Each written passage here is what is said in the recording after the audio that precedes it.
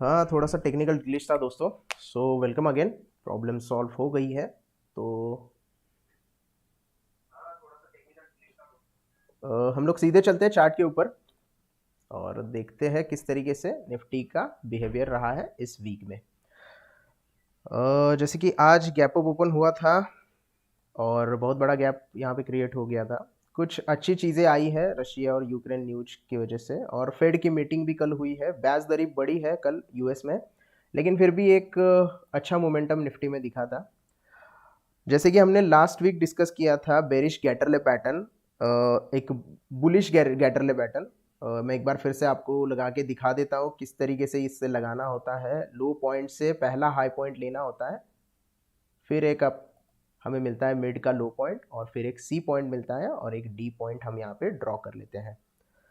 तो इसका अगर एंट्री और टारगेट देखिए तो बी पॉइंट जो है, यहाँ पे आपको जो बी पॉइंट दिखाई दे रहा है, यहाँ पे आपको एंट्री करनी होती है। जैसे भी प्राइस इसके ऊपर जाती है तो इसके ऊपर आपको एंट्री करनी होती है, और टारगेट जो बुकिश टारगेट जो रहता है इसका, वो सी पॉइंट तक रहता है। मतलब 18,250 तक निफ्टी यहाँ पे जाने की कोशिश कर सकता है। लेकिन उसके बीच में कौन से यहाँ पे रेजिस्टेंस आ रहे हैं, फिबोनाची के लेवल्स क्या कह रहे हैं, ये भी थोड़ा हमें देखना होगा, और वो भी थोड़ा सा देख लेते हैं।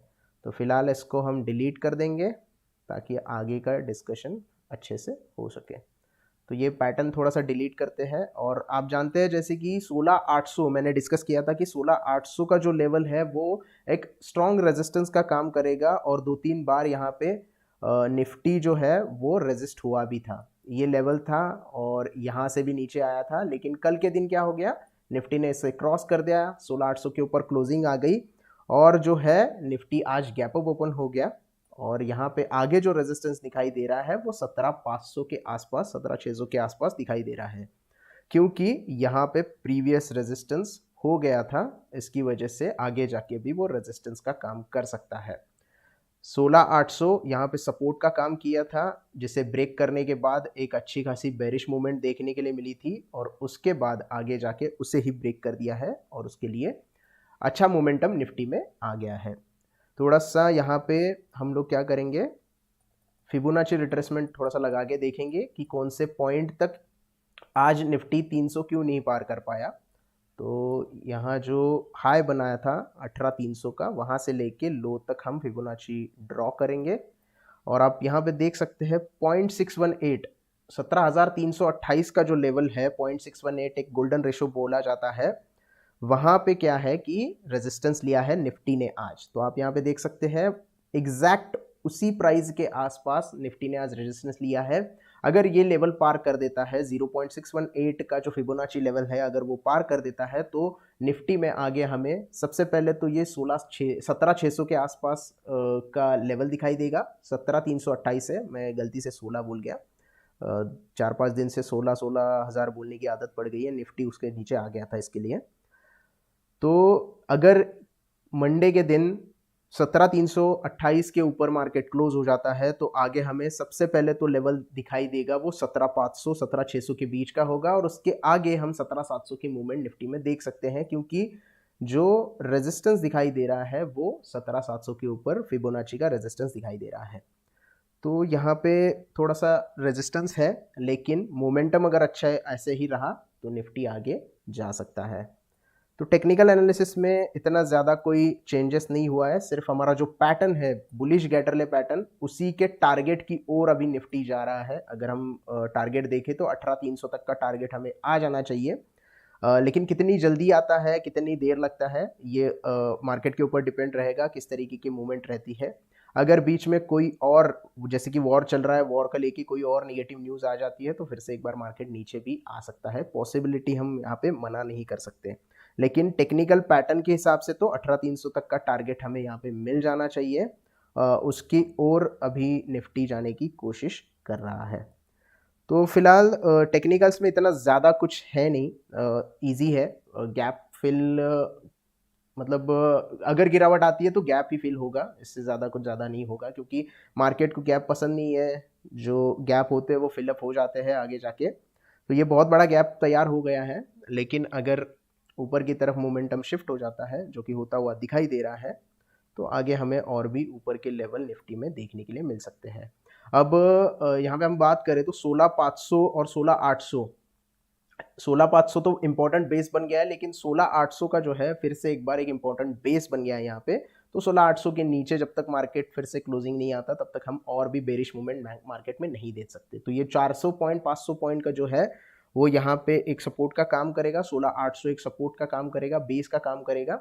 और उसके नीचे ही अगर मार्केट क्लोज हो जाता है फिर से, फिर एक बार हमें बेरिश मूवमेंट देखने के लिए मिल सकती है, जो कि फिर एक बार 16,000 तक लेके जाने की कोशिश कर सकते हैं। ये तो फ्यूचर की बात है, किस तरह मार्केट बिहेव होता है इसके ऊपर देखेंगे। ऑप्शन डेटा थोड़ा सा देख लेते हैं। ऑप्शन डेटा निफ्टी का सबसे पहले देखेंगे। आज की एक्सपायरी का ऑप्शन डेटा नहीं देखते हम, क्योंकि क्या हो गया कि आज तो एक्सपायरी हो गई है, तो जो कॉन्ट्रैक्ट्स क्लोज हो गए हैं उसका कोई मतलब नहीं है। तो एक्सपायरी डेट जो है हम 24 तारीख की यहाँ पे सिलेक्ट कर रहे हैं। तो 24 तारीख की एक्सपायरी अगर हम सिलेक्ट करते हैं तो रेंज, एक्सपेक्टेड रेंज जो इस वेबसाइट पे दिखाई दे रही है वो 16,000 से लेके 18,000 तक की है। ये एक बड़ी रेंज है एक हफ्ते का जो व्यू है वो।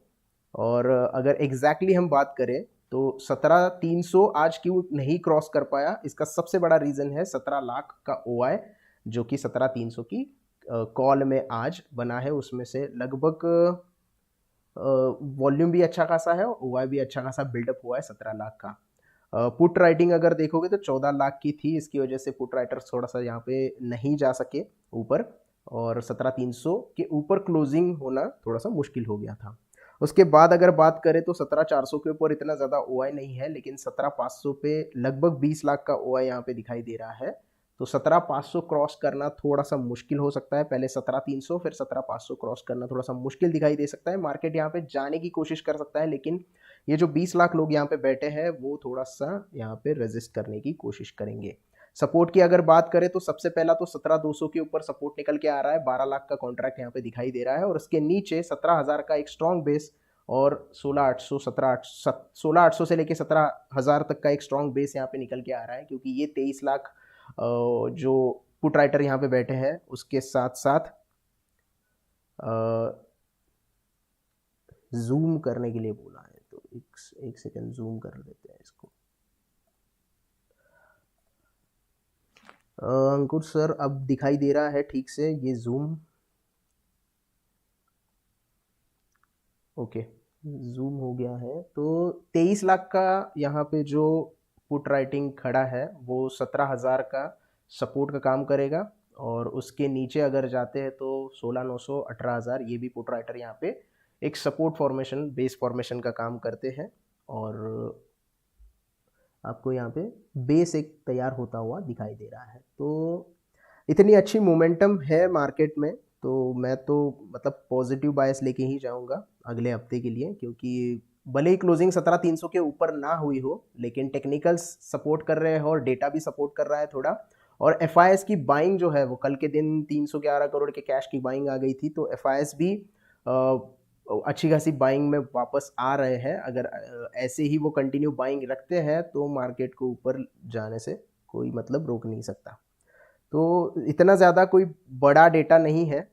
तो सबसे जो 16,000 की जो रेंज, एक्सपेक्टेड रेंज यहाँ पे हमें दिखाई दे रही है, क्योंकि 16,000 पे पुट राइटर जो खड़े हैं वो 28 लाख के पुट राइटर हैं, जो कि बहुत ही बड़ा सपोर्ट देने का काम करते हैं। लेकिन बीच में बहुत सारे ऐसे लेवल हैं जो सपोर्ट के काम करेंगे, और ऊपर की तरफ जो है वो 17,300 और 17,500 एक इम्पोर्टेंट लेवल होगा, जिसके ऊपर जाने के बाद निफ्टी में और भी ज़्यादा यहाँ पे हम देख सकते हैं मोमेंटम। तो अब चलते हैं थोड़ा सा बैंक निफ्टी के ऊपर। निफ्टी का तो हमने डिस्कस कर लिया, फिबोनाची और इसका, थोड़ा सा बैंक निफ्टी भी देख लेते हैं। निफ्टी बैंक का हमने लास्ट वीक डिस्कस किया था कि ट्रायंगल ब्रेकडाउन हुआ है और ट्रायंगल के नीचे स्टॉक आ गया है, और उसके ऊपर जाने के लिए ये जो रेजिस्टेंस लाइन बन रही थी, ये जो सपोर्ट की लाइन आगे जाके रेजिस्टेंस लाइन बनी थी, उसको क्रॉस करना ऊपर की तरफ ज़रूरी था, जो कि यहाँ पे होता हुआ दिखाई दे रहा है। और फिबोनाची के लेवल्स भी मैंने यहाँ पे लगाए हैं। फिबोनाची अगर लेवल्स हम यहाँ से लगाते हैं नीचे की साइड पे, तो सेम यहाँ पे जैसे निफ्टी में हमें दिखाई दिया है, निफ्टी में क्या दिखाई दिया है कि 0.618 का जो फिबोनाची लेवल है वहाँ पे रेजिस्टेंस लिया था, और बैंक निफ्टी में भी सेम यहाँ पे 0.618 का जो रेजिस्टेंस है, फिबोनाची लेवल है, वही उसी के आसपास बैंक निफ्टी में भी आज रेजिस्टेंस आया है। ये एक जो बॉक्स हमने बनाया है, ये एग्जैक्ट अगर बॉक्स का देखें हम, तो जो लेवल है वो है 36,300 से लेके 36,700 800 तक। ये एक कंजेशन जोन था। अगर उसके ऊपर क्लोजिंग आ जाती है तो एक बड़ा रेजिस्टेंस क्रॉस हो जाएगा और उसके ऊपर के लेवल लगभग 37,800 तक के लेवल हमें देखने के लिए मिल सकते हैं। जो ग्रीन कलर की लाइन हमने ड्रॉ करके रखी है 37,500 की, ये एक इंपॉर्टेंट रेजिस्टेंस का काम करती है। तो अगर मार्केट में बैंक निफ्टी में 36,653 जो कि फिबोनाची लेवल है उसके ऊपर क्लोजिंग आ जाती है तो हम यहाँ पे 37,500 तक की लेवल देख सकते हैं अगले हफ्ते में। हालांकि बैंक निफ्टी में बहुत ज़्यादा वोलेटिलिटी होती है, बहुत यहाँ पे मोमेंटम फास्ट चला जाता है, 700 पॉइंट का यहाँ पे मोमेंटम एक दिन में दिखाई देता है। तो मतलब ताज्जुब नहीं होगा कि अगर ये एक दो दिन में ही ये लेवल क्रॉस कर दे, लेकिन उसके लिए 36,650 के ऊपर हमें क्लोजिंग मिलनी चाहिए और उसके ऊपर ही हम आगे के लेवल्स यहाँ पे देख सकते हैं। नीचे की साइड में जब तक ये 35,800 होल्ड कर रहा है, क्योंकि एक इंपॉर्टेंट फिबोनाची लेवल है, 35,800 अगर होल्ड करता है तो यहाँ पे काफ़ी अच्छा बेस बन रहा है, क्योंकि ये गैप अगर फिल करना है मार्केट को तो 35,800 तक नीचे आना पड़ेगा और 35,800 एक स्ट्रॉन्ग सपोर्ट का यहाँ पे काम करेगा। तो अपसाइड ही यहाँ पे दिखाई दे रहे हैं, क्योंकि डाउन साइड में दो सपोर्ट यहाँ पे निकल के आ रहे हैं, क्योंकि ये जो ट्रेंड लाइन है ये भले ही ब्रेक हो गई हो लेकिन आगे जाके भी ये सपोर्ट रेजिस्टेंस का काम करेगी। इसकी वजह से जो फिबोनाची लेवल है और उसके नीचे ये ट्रेंड लाइन है, ये एक सपोर्ट का काम करेगी। और ऊपर की तरफ जब तक ये फिबोनाची लेवल ऊपर की तरफ क्रॉस नहीं होता तब तक हम यहाँ पे आगे के लेवल्स नहीं देख सकते। तो रेजिस्टेंस की बात करोगे तो 17,653 के ऊपर हमें क्लोजिंग मिलनी चाहिए। उसके ऊपर अगर डायरेक्टली रेजिस्टेंस की बात करोगे तो 17,583 का यहाँ पे रेजिस्टेंस निकल के आ रहा है। उसके ऊपर ही एक फिबोनाची की लेवल निकल के आती है 37,867 की। मैं थोड़ा सा शायद 37,000 और 17,000 में गलत बोल गया, फ्लो में निकल जाता है, थोड़ा सा माफ कीजिएगा। तो ये था बैंक निफ्टी का टेक्निकल्स। ज़्यादा कुछ यहाँ पे है नहीं, आसान सा है। सिर्फ ओआई डेटा के ऊपर हमें ध्यान देना होगा कि कहाँ पे ओआई बिल्डअप हो रहा है, किस स्ट्राइक प्राइस के ऊपर, उसके ऊपर ही डिपेंड होगा सारी चीज़ें। तो थोड़ा सा ओआई डेटा भी हम यहाँ पे देख ही लेते हैं। निफ्टी का है, इसे हम चेंज करेंगे बैंक निफ्टी में और जो एक्सपायरी है वो 24 तारीख की ले लेंगे। आज की क्लोजिंग हुई है 36,400 के आसपास, 36,500 के ऊपर 6.5 लाख का ओआई डेटा यहाँ पे दिखाई दे रहा है। और 6.5 लाख का डेटा मतलब इसकी वजह से आज 36,500 क्रॉस नहीं कर पाया है। यहाँ पे जो कॉल राइटर है उन्होंने रेजिस्टेंस यहाँ पे लिया है। और पुट राइटिंग की बात करें तो 36,000 पे पुट राइटिंग अच्छी खासी बन रही है, मतलब एक 36,000 का बेस यहाँ पे बनता हुआ दिखाई दे रहा है। उसके नीचे जाओगे तो 35,500। बैंक निफ्टी में 500 पॉइंट के ऊपर बहुत सारा ओआई डाटा यहाँ पे दिखाई देता है, जो कि पुट राइटिंग अगर है पुट की साइड में तो सपोर्ट का काम करेगा, और कॉल की साइड में अगर डेटा बन रहा है तो वो रेजिस्टेंस का काम करेगा। आगे जाके डायरेक्टली 37,000 पर 8 लाख का ओआई है, लेकिन उसके बीच में 36,800 की एक लेवल है जहाँ पे लगभग 1.5 लाख का ओआई दिखाई दे रहा है, जो कि रेजिस्टेंस का काम कर सकता है। चैट आंसर मैं कर रहा हूँ थोड़ी देर में, पहले एनालिसिस कंप्लीट कर लें तो कर देते हैं उसको भी। तो सबसे इंपॉर्टेंट यहाँ पे 36,500 अगर ये क्रॉस करता है तो 500 पॉइंट की रैली ऐसे ही यहाँ पे आ सकती है। 37,000 तक वो रैली हमें देखने के लिए मिल सकती है। 37,000 को बड़ा हुआ है, इसकी वजह से 37,000 एक बड़ा रेजिस्टेंस का काम करेगा। और नीचे के साइड में 36,000 का एक सपोर्ट हमें मिल रहा है। एक्सपेक्टेड रेंज जो यहाँ पे हमें दिखाई दे रही है वो भी यही दिखाई दे रही है, 36,000 से लेके 37,000 तक की। तो ये 1000 पॉइंट के बीच में जो है बैंक निफ्टी अगले हफ्ते रह सकता है।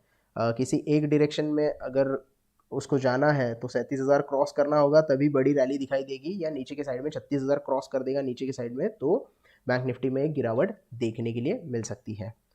सो ये था एनालिसिस निफ्टी बैंक निफ्टी का। और टेक्निकल्स में जैसे हमने बात की उसी की तरह से डेटा यहाँ पे सपोर्ट कर रहा है। अब देखते हैं थोड़े लोग क्या कह रहे हैं। श्रृंगार परिहार सर, आपके ज्वाइन बटन में मेरे एक्स्ट्रा क्या मिलता है?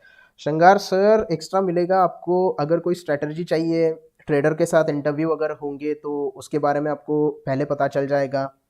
प्रीमियम कैटेगरी के मतलब जो लोग मेंबरशिप रहेंगे उनको थोड़ा सा एक्स्ट्रा नॉलेज, अगर एक्स्ट्रा स्ट्रैटेजीज वगैरह निफ्टी, बैंक निफ्टी या फिर मार्केट का जो भी एक्स्ट्रा नॉलेज प्रीमियम कंटेंट रहेगा वो वहाँ पे आपको मिल जाएगा। विजय एस सर जी, अभी मार्केट गिरेगा या ऊपर जाएगा? फिलहाल तो स्टेबिलिटी है, मार्केट ऊपर जाने की यहाँ पे ही है। मतलब गिरावट जो होनी थी अभी तो हो गई है, अभी वहाँ से काफ़ी मार्केट ऊपर आ चुका है।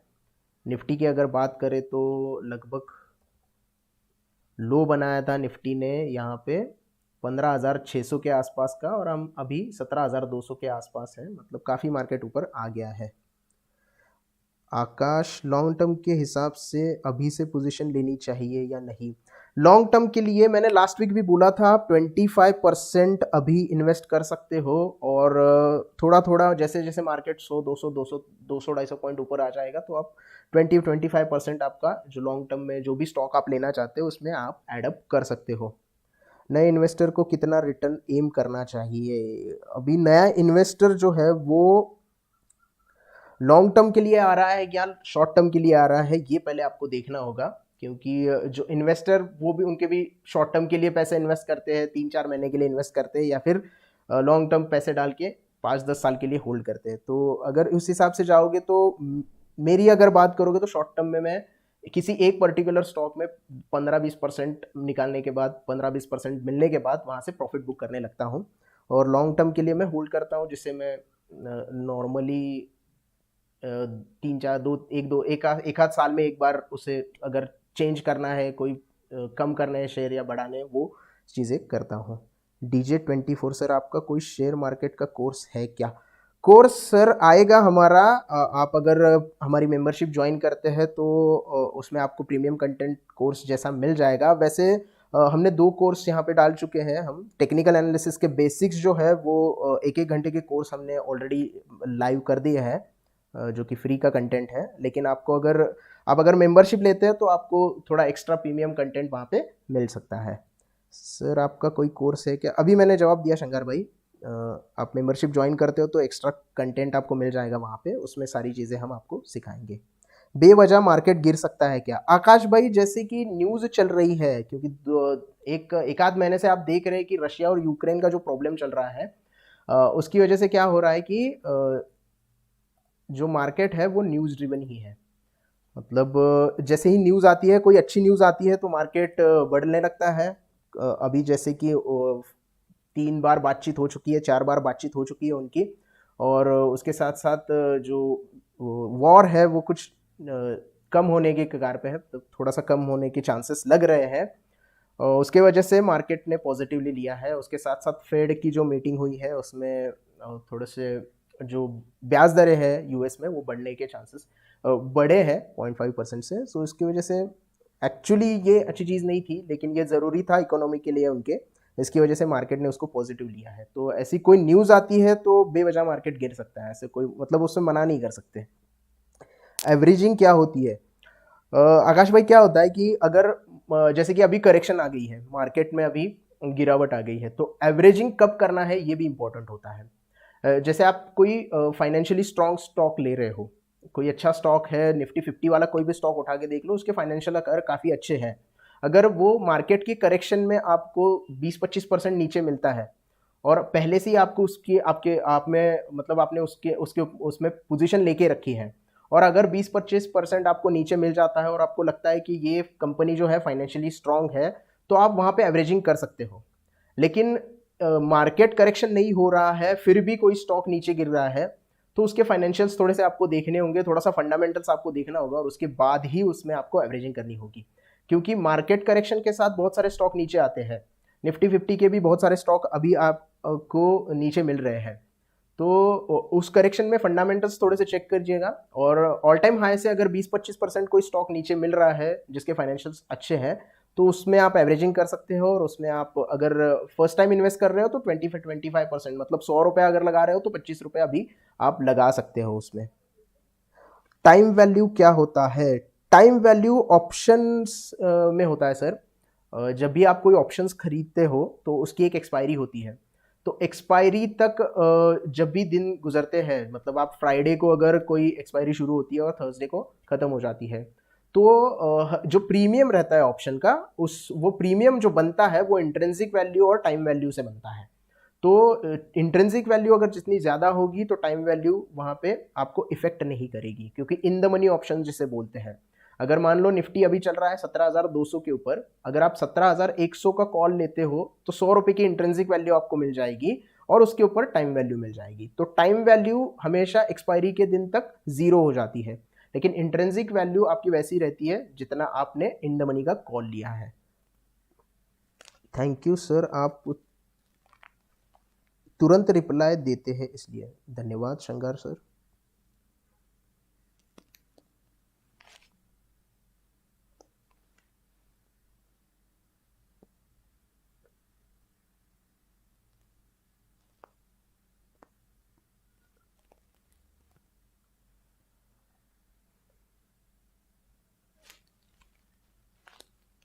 ओके,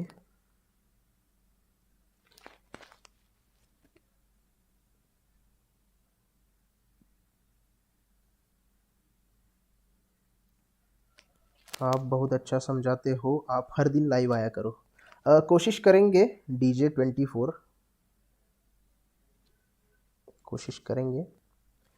ट्रेडिंग कहाँ से सीखी? ट्रेडिंग सीखी है मैंने एक्चुअली बहुत लोगों से सीखी है, खुद से भी बहुत सारी चीज़ें एक्सपीरियंस की है। मैंने 2013-14 में शुरुआत की थी मैंने, और उसके बाद बहुत लोगों से सीखी। सबसे पहली जो शुरुआत की थी मैंने, मैं जहाँ काम करता था पहले कंपनी में, वहाँ पे एक सर थे विपिन करके, तो उन्होंने बहुत सारी चीज़ें मुझे बताई थी मार्केट के बारे में, और ज़्यादातर यूट्यूब की मदद से सीखी, कुछ किताबें पढ़ी थी मैंने, और उसके बाद मैंने ऐसे कोई कोर्स नहीं किया है, मतलब जो प्रॉपर लोग करते हैं कि पैसे देके कोई कोर्स किया है, तो सारा जो है वो एक्सपीरियंस से ही सीखा है मोस्ट ऑफ द टाइम। जो ट्रेडिंग स्ट्रैटेजीज मैं बनाता हूँ वो मैंने बुक्स से पढ़ी है, 2-3 बुक है, उससे मैंने स्ट्रैटेजीज बनाई है। जो भी मैं इंडिकेटर्स या फिर जो भी प्राइस एक्शन की स्ट्रैटेजी सीखा हूँ वो 2-3 बुक से सीखा हूँ, और एक्सपीरियंस करके शुरुआत में पैसे थोड़े से लॉस वगैरह करके उससे मैंने काफ़ी सारी चीज़ें सीखी हैं, लेकिन प्रॉपर ऐसा कोर्स कहीं नहीं किया है मैंने। स्टॉक मार्केट पर कुछ बुक्स और मूवी। बुक्स मैं रिकमेंड करना चाहूँगा, सबसे पहले तो आपको रिच डैड पुअर डैड पढ़नी चाहिए, जो कि मैंने शुरुआत की थी तब मैंने पढ़ी थी। और उसके बाद जो मैंने स्ट्रैटेजीज़ के लिए बुक्स पढ़ी थी, वो सबसे पहले मैंने पढ़ी थी पिवट कॉल करके है, पिवट बॉस करके है, पिवट कॉल नहीं, पिवट बॉस करके है। और पिवट बॉस ये एक बहुत अच्छी बुक है जिसमें आपको काफ़ी अच्छी स्ट्रैटेजीज देखने के लिए मिलेगी। उसके साथ साथ टेक्निकल एनालिसिस, एक टेक्निकल एनालिसिस की एक बुक है, वो आप देख सकते हो। टेक्निकल एनालिसिस अगर आपको सीखना है, वैसे टेक्निकल एनालिसिस आपको अगर सीखना है तो हमारे चैनल को भी फॉलो कर सकते हो, बहुत सारी वहाँ पे चार्ट पैटर्न्स होंगे वो हमने बताए हैं, और भी आएंगे जो अभी तक नहीं आए हैं। तो मूवीज़ की अगर बात करें तो द बिग शॉट एक मूवी है, अच्छी है, आप देख सकते हैं वो मूवी। उसके साथ साथ सीरीज़ की बात करोगे तो बिलियंस करके एक सीरीज़ है, स्टॉक मार्केट के ऊपर बेस्ड है, तो वो आप वहाँ पे कर सकते हैं।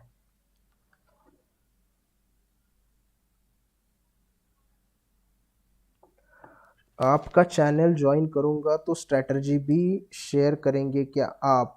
डेफिनेटली शंकर भाई, चैनल ज्वाइन करोगे तो स्ट्रैटेजीज भी शेयर करेंगे आपके साथ साथ।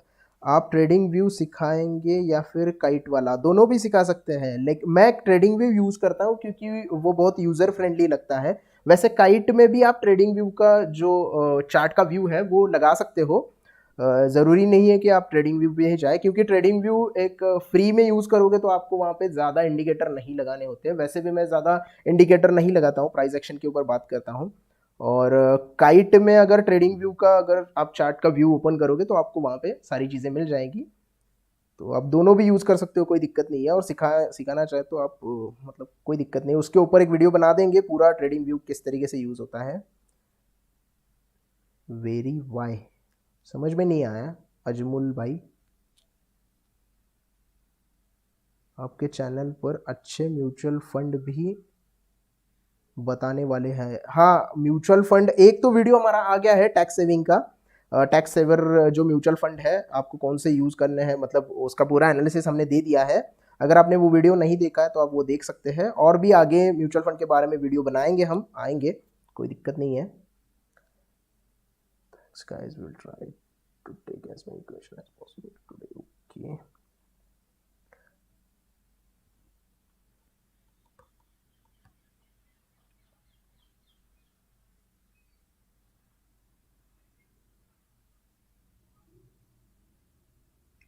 एसके पवार सर, हेलो, हाय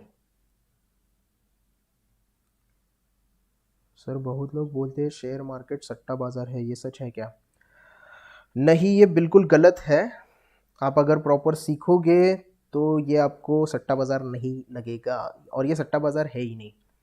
इसमें बहुत सारी चीज़ें सीखनी होती है। ऐसे नहीं कि आप सट्टा लगाओगे और स्टॉक की प्राइस बढ़ जाएगी। आपको एनालिसिस करना होता है, फंडामेंटल एनालिसिस होता है, टेक्निकल एनालिसिस होता है। बोलने के लिए तो लोग कुछ भी बोल सकते हैं, लेकिन नहीं है, ये सट्टा बाजार नहीं है। आपको बहुत सारा यहाँ पे एक्सपीरियंस लेना होता है, पढ़ना होता है उसके बारे में ही, उसके बाद ही आप स्टॉक मार्केट से पैसे कमा सकते हो। और जो लोग पैसे गंवाते हैं उनकी खुद की गलती से, तो वो लोग कुछ भी बोल सकते हैं मार्केट के बारे में। लेकिन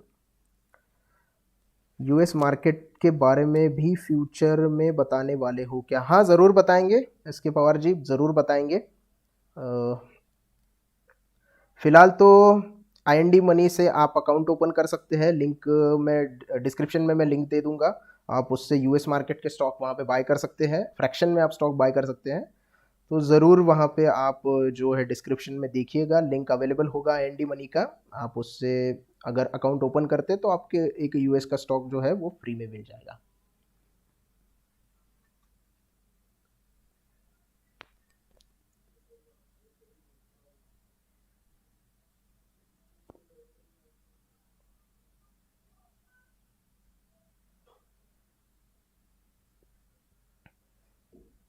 सर, मेरे काफ़ी दोस्त ऑप्शन फ्यूचर की बात करते हैं। मैं अभी शुरू कर रहा हूँ ट्रेडिंग को, क्या ऑप्शन करना सही है?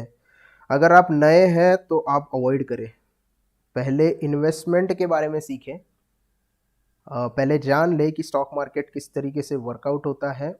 इन्वेस्टमेंट में थोड़ा पैसे बनाना सीखें, फिर इंट्राडे करें इक्विटी में कम पैसों के साथ। एकदम से लेवरेज मिल रहा है, मार्जिन मिल रहा है, तो एकदम से ज़्यादा पैसे मत इन्वेस्ट करें।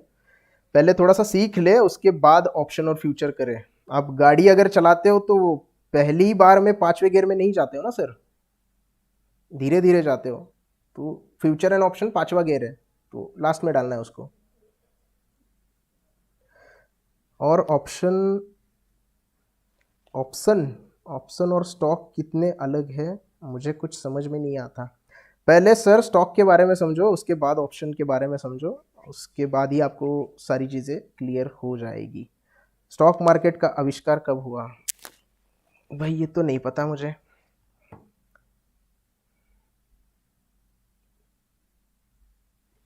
तो पहला गियर अभी कौन सा होगा मेरे लिए?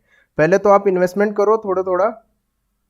पहले एक स्टॉक खरीदना सीखो एनालिसिस करके, और उसके बाद स्टॉक की जो है क्वांटिटी बढ़ाओ।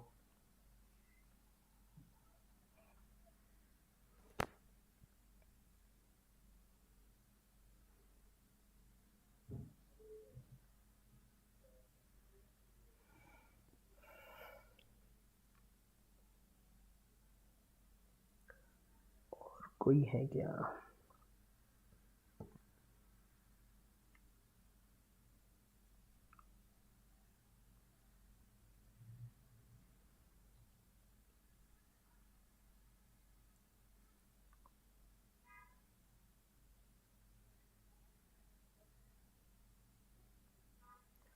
क्या आप इस वीक का रिव्यू दे सकते हो प्लीज़? इस वीक का ही तो रिव्यू किया है भाई साहब इस वीडियो में लाइव, इसीलिए तो आया हूँ मैं।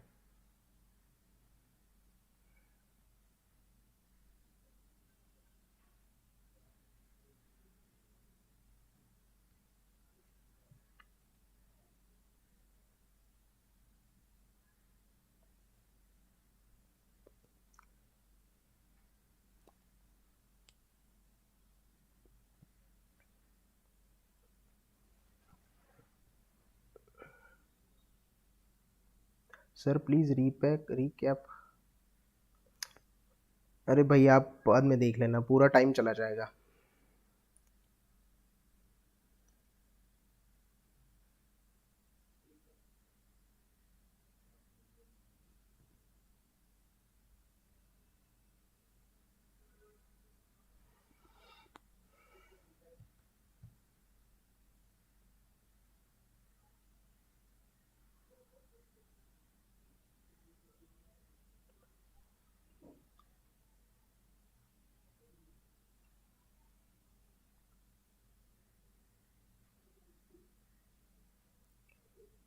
सर निफ्टी या बैंक निफ्टी कौन सा सही है? अ, बहुत लोग बैंक निफ्टी में ट्रेड करते हैं, उनको वो इजी लगता है, लेकिन जो वोलेटिलिटी हैंडल कर सकता है वो बैंक निफ्टी में अच्छे से ट्रेड कर सकता है। बैंक निफ्टी में बहुत ज़्यादा वोलेटिलिटी होती है कंपैरेटिवली निफ्टी से।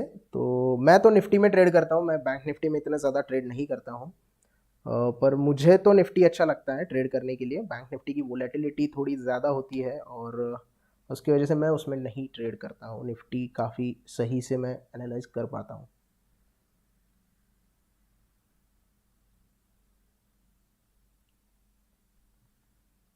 ओएनजीसी शेयर खरीदूं क्या? ओएनजीसी नहीं से यार, एनालिसिस करना पड़ेगा भाई। एक बार ओएनजीसी का एनालिसिस हम लेके आएंगे, उसके बाद हम बता सकते हैं। ईटीएफ कैसे काम करता है? एक्सचेंज ट्रेडेड फंड एक तरह का म्यूचुअल फंड ही होता है, बट वो स्टॉक मार्केट पे ट्रेड होता है। मतलब जैसे म्यूचुअल फंड की एक एनएवी होती है, उसी तरीके से ईटीएफ स्टॉक मार्केट के ऊपर ट्रेड करता है, और आप वहाँ पे ट्रेडिंग भी कर सकते हो और वहाँ से ही उसको बेच और खरीद सकते हो। म्यूचुअल फंड की तरह नहीं है कि आपको किसी म्यूचुअल फंड के यहाँ पे जाना है और उसके लिए आपको म्यूचुअल फंड के लिए डीमैट के अकाउंट की ज़रूरत नहीं पड़ती है। तो ईटीएफ के लिए आपको डीमैट अकाउंट खोलना होगा और उसके बाद उसमें ट्रेड करना होगा। लेकिन यहाँ पे क्या होता है कि जो उनका एयूएम रहता है, एसेट अंडर मैनेजमेंट रहता है, ईटीएफ को जो एयूएम रहता है वो चेंज नहीं होता है। वो एक बार में ही सारे पैसे, मतलब 500 करोड़ रुपए अगर किसी ईटीएफ में डाले चालू किया है, जैसे भारत 22 का ईटीएफ आया था 2-3 साल पहले, तो वहाँ पे जो फंड इकट्ठा होता है तो एक ही बार में होता है, उसमें बार बार एडअप नहीं होता है। जैसे कि म्यूचुअल फंड में हम लोग अगर 1 लाख रुपए डालेंगे तो उनके एयूएम में 1 लाख रुपए बढ़ जाएंगे, और वैसे वो काम करता रहता है। और ईटीएफ वैसे काम नहीं करता है। ईटीएफ एक्सचेंज ट्रेडेड फंड ही रहता है, लेकिन वो स्टॉक मार्केट के ऊपर ट्रेड होता है। उसमें वॉल्यूम थोड़ा बहुत कम ज़्यादा हो सकता है म्यूचुअल फंड से, लिक्विडिटी की अगर बात करें तो। हाँ भाई, ओएनजीसी की एनालिसिस करेंगे बहुत जल्द। मुझे तो निफ्टी ही पता है सर, थोड़ा एक्सप्लेन कर दोगे प्लीज़? निफ्टी क्या होता है सर? निफ्टी 50 एक इंडेक्स है जिसमें 50 स्टॉक का फ्री फ्लोट, डिलीट ही कर दिया मैसेज। ठीक है, फिर भी बता देते हैं। निफ्टी 50 एक इंडेक्स है जिसको आप ट्रेड कर सकते हैं, लेकिन स्टॉक की तरह उसको होल्ड नहीं कर सकते। इसकी वजह से वो एक डेरिवेटिव कॉन्ट्रैक्ट है, आप फ्यूचर और ऑप्शन में इसे ट्रेड कर सकते हैं। सिर्फ ट्रेडिंग पर्सपेक्टिव आपको निफ्टी में ट्रेड ये लेना होता है, जो भी आपका ट्रेड होता है वो लेना होता है।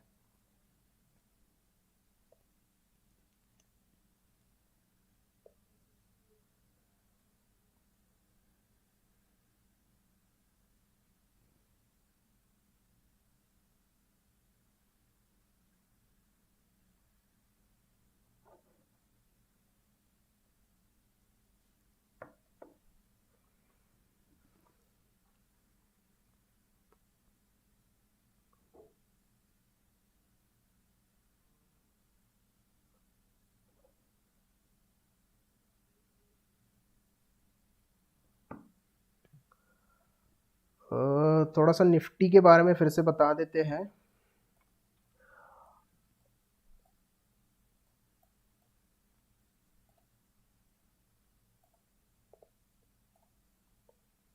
आज की जो क्लोजिंग हुई है वो 17,287 के ऊपर हुई है, और फिबोनाची हमने यहाँ पे लगा दिया है। गैप अप के साथ मार्केट ओपन हुआ था, और ये जो इम्पोर्टेंट लेवल है 16,800 16,885, ये जो क्लस्टर है,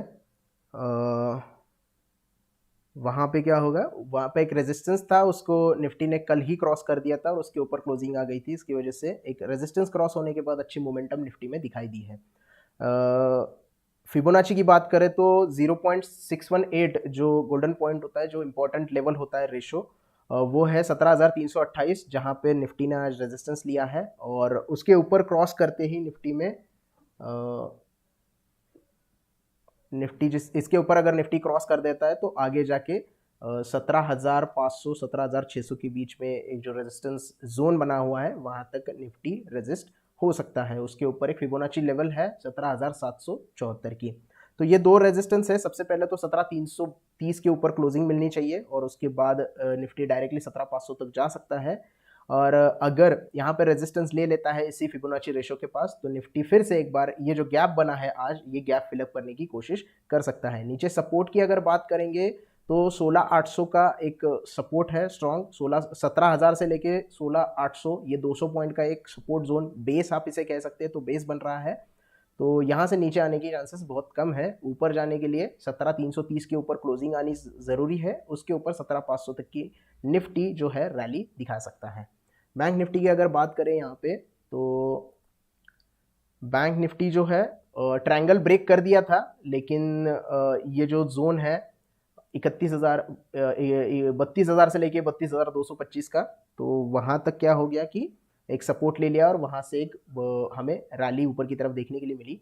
लेकिन जो रेजिस्टेंस जोन बना हुआ है 36,372 से लेके 36,700 के बीच में, वहां पे निफ्टी आज रेजिस्ट हुआ है। और फिबोनाची अगर हम इसमें भी लगा देते हैं ये जो हाई बनाता है यहाँ से लेके लो तक, तो बैंक निफ्टी भी 0.618 36,665 जो रेजिस्टेंस जोन है फिबोनाची की लेवल, वहां पे आज रेजिस्ट हुआ है। उसके ऊपर जाने के बाद ही बैंक निफ्टी में अच्छी मूवमेंट दिखाई दे सकती है। वरना अगर ये रेजिस्टेंस ले लेता है यहाँ पे तो ये भी आज का जो गैप है वो फिल करते हुए नीचे 35,800 तक आ सकता है। तो ये शॉर्ट में था। थोड़ा बहुत बैंक निफ्टी का जो टेक्निकल एनालिसिस है, ज़्यादा कुछ चेंजेस नहीं है। So that's it for today guys. I hope आपके सारे सवालों के जवाब मिल गए होंगे। तो आज का जो लाइव है निफ्टी बैंक निफ्टी का एनालिसिस आज हम